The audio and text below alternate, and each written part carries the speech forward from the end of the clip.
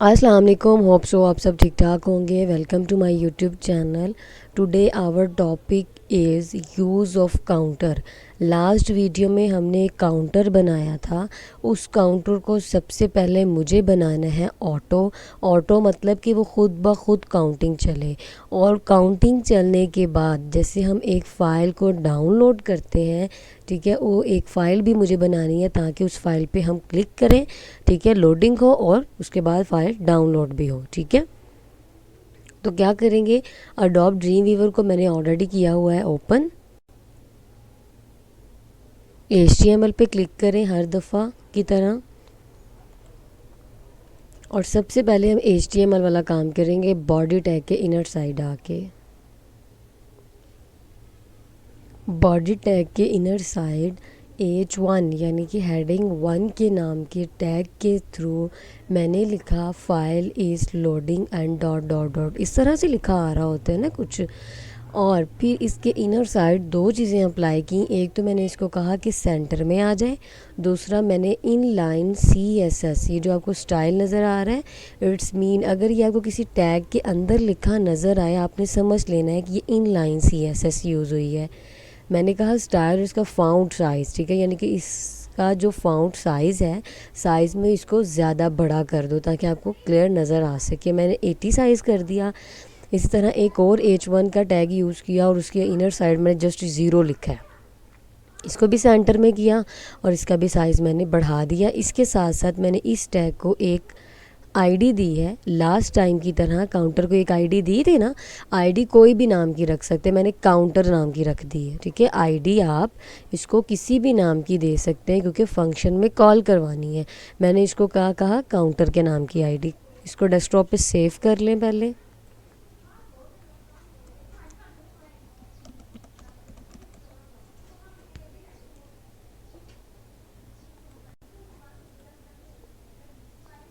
Counter 1 के नाम की फ़ाइल मैंने सेव की। इसको मैं गूगल क्रोम पे ओपन कर लूँगी।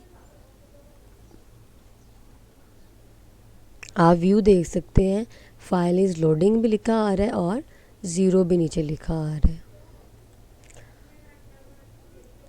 अब हम बनाएंगे इसको ऑटो।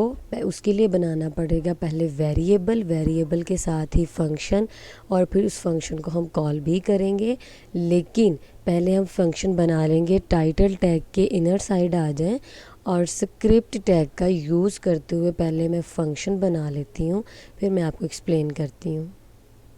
टैग स्टार्ट किया, स्क्रिप्ट टैग मैंने क्लोज़ कर दिया, एक वेरिएबल बनाया। ठीक है, नाम किसी भी नाम से आप वेरिएबल बना सकते हैं, और उसको एक मैंने वैल्यू दे दी 0 की, यानी कि a इक्वल है 0 की। एक फंक्शन बनाया किस नाम का, नंबर के नाम का। ठीक है, नंबर कोई भी आप नाम मेंशन कर सकते हैं, मैंने नंबर लिख दिया। उसके बाद bracket start and bracket close, एक फंक्शन बनाया। कर्ली ब्रैकेट में आपने क्या कहा कि a का कर दो इंक्रीमेंट, ए का कर दो इंक्रीमेंट कर दो। ठीक है, इंक्रीमेंट अब होता जाएगा। ए में पहले ए की वैल्यू 0 है, फिर ए के अंदर जब प्लस प्लस का मतलब क्या है कि इजाफा करना, एक का इजाफा होता जाएगा। फिर मैंने कहा कि document dot gate element by ID, एक आईडी है मेरे पास काउंटर के नाम की। आपको पता है मैंने हेडिंग में जाके एक काउंटर नाम की आईडी बनाई थी। ये देखें, आईडी बनाई थी ना हेड टैग में। इसको मैंने किया यहाँ पे कॉल और कहा कि डॉट इनर HTML, इसका क्या मतलब है, चेंज करना। ठीक है, जैसे ही ए कर दिया ना बराबर, कि ए के अंदर इंक्रीमेंट करते जाओ और लिखते जाओ। लेकिन इनर HTML क्यों लिखा, ताकि वहाँ पे जो लिखा हुआ नज़र आना है वो इसी से आना है। ए प्लस प्लस से नंबर्स ने बढ़ना है। इनर HTML से क्या होगा, जो वहाँ पे 1 2 3 4 लिखा हुआ आना है वो इसी से आना है। मैंने कहा इसको इक्वल कर दो किसके, ए के, यानी कि ए बढ़ता जाएगा और उसकी वैल्यू बढ़ती जाएगी, लिखा जाएगा। इतना काम हमने लास्ट वीडियो में भी सीखा था। अब उसको ऑटो पहले मैंने बना लिया। उसके लिए मैंने टाइम सेट कर दिया, सेट टाइम आउट। ये जो टी आपको कैपिटल नज़र आ रहा है, इसको अपने कैपिटल ही लिखना है। सेट टाइम आउट, जब हम ये स्टेटमेंट राइट करते हैं तो ये दो चीज़ें पूछता है, ब्रैकेट में हमें बतानी पड़ती है। पहली बात वो कहता है कौन सा फंक्शन मैं चलाऊं। ठीक है, मैंने कहा कि नंबर नाम का एक फ़ंक्शन है, मैंने अभी फ़ंक्शन बनाया ना एक, मैंने कहा वो चलाओ और कितने सेकंड के बाद, 1 सेकंड के बाद चलाते जाओ। 1000 यहाँ पे 1 सेकंड को रिप्रेजेंट कर रहा है, ठीक है। 1500 होता तो 1.5 सेकंड को रिप्रेजेंट करता, 3000 होता तो 3 सेकंड के बाद वो रिप्रेजेंट करता। इस फंक्शन को अब हमें कॉल कहाँ पे करवाना है, बेसिकली बॉडी टैग के इनर साइड आ जाए, ऑन लोड इस्तेमाल कर लें। ऑन लोड मतलब खुद ब खुद हो जाएगा, ठीक है। मैं जस्ट पेज को भी फ्रेश करूँगी, रिफ़्रेश करूँगी तो क्या होगा, मेरे पास ये काउंटिंग स्टार्ट हो जाएगी। यहाँ पे आपने उस फंक्शन का नाम लिख देना है जिस फंक्शन से आपने, जो आपने फंक्शन को नाम दिया था। मैंने नंबर दिया था, मैंने नंबर ही राइट कर दिया, bracket start and bracket close. ये बेसिकली हमारे पास वैसे एक इवेंट होता है, इसको इवेंट बोलते हैं, ठीक है। इवेंट से रिलेटेड वीडियो भी आपको मिल जाएगी, पहले आप प्रीवियस वीडियोस को लाजमी देखें, ठीक है, उनमें ही आपको वो भी मिल जाएगी। इसको सेव कर लेते हैं, फंक्शन बनाया, फंक्शन कॉल भी कर दिया, सेव करते हैं। अब आपने देखना है जैसे ही मैं पेज को रिफ़्रेश करूँगी ना तो काउंटिंग स्टार्ट हो जाएगी, ठीक है। रिफ़्रेश कर दिया मैंने तो काउंटिंग स्टार्ट होगी ऑटोमेटिकली, मैंने ऑटो बना दिया पहले इसको। अब ये देखें 11 12 यहाँ तक बढ़ती जा रही है। मैं रिफ़्रेश करती हूँ, फिर से वंस अगेन स्टार्ट होगी। मैं चाहती हूँ कि 10 के बाद, 10 जैसे ही मेरा 10 आए तो 10 के बाद मेरा डाउनलोड फाइल लिखा हुआ आ जाए, ठीक है। जैसे ही मेरा 10 आए तो 11 12 तक ना जाइए, जस्ट 10 सेकंड का वेट करवाना है हमने, ज़्यादा नहीं करवाना। बाकी आपकी मर्ज़ी, आप 20 सेकंड करवाना चाहते हैं 20 करवा लें। पहले ऑटो बना लिया है, अब फाइल कौन सी डाउनलोड करनी है अब उसका काम कर लेते हैं। आपने इसी के नीचे आ जाना है, ठीक है। ये जो फंक्शन की कर्ली ब्रैकेट स्टार्ट है, कर्ली ब्रैकेट क्लोज है, इस कर्ली ब्रैकेट के इनर साइड रहते सारा काम करना।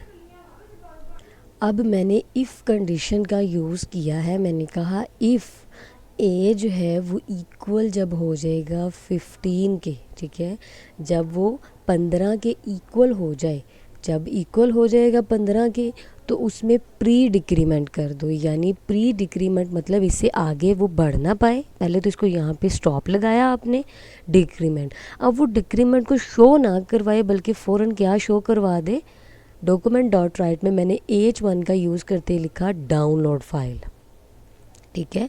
15 तक जैसे ही काउंटिंग हो, काउंटिंग होने के बाद करना डिक्रीमेंट ही है, ठीक है, प्री डिक्रीमेंट करना है। यहाँ पहले माइनस माइनस का मतलब क्या है, प्री डिक्रीमेंट, इनके पहले डिक्रीमेंट करना है।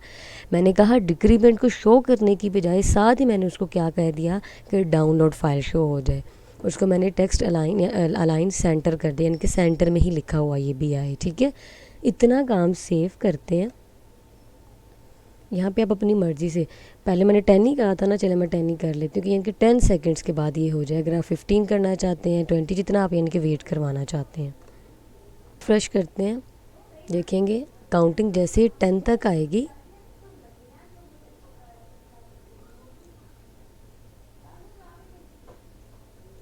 ठीक है, देखा आपने 10 के बाद वो आगे नहीं बढ़ी, ठीक है। 9 के साथ उसने क्या कर दिया, उसको प्री डिक्रीमेंट करके डाउनलोड फाइल लिखा, शो करवा दिया। इतना काम हुआ।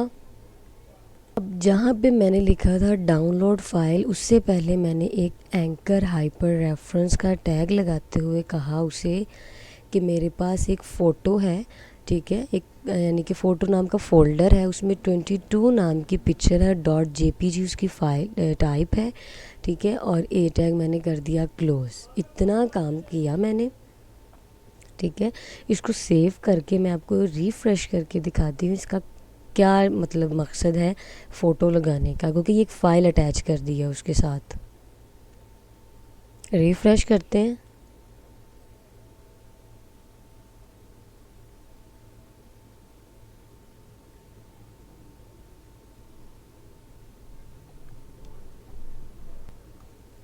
आपने देखा साथ ही डाउनलोड फाइल क्लिक किया हुआ हमें मिल गया है, ठीक है। अब हम इस पर जब क्लिक करेंगे ना, क्लिक किया, पिक्चर शो होगी, ठीक है। अब इसके ऊपर राइट क्लिक करेंगे तो पिक्चर सेव होगी, लेकिन मैं चाहती हूँ ये पिक्चर डायरेक्ट सेव हो जाए, ठीक है। तो क्या करेंगे हम, HTML 5 का यूज़ करते हुए जस्ट आपने इसके इनर साइड लिख देना है डाउनलोड। HTML5 हमें ये सहूलत देती है कि अगर आप डायरेक्ट डाउनलोड ही करना चाहते हैं तो जस्ट आपने एंकर हाइपर रेफरेंस के मैंने इनर साइड लिख दिया डाउनलोड। सेव करते हैं, रिफ़्रेश किया मैंने,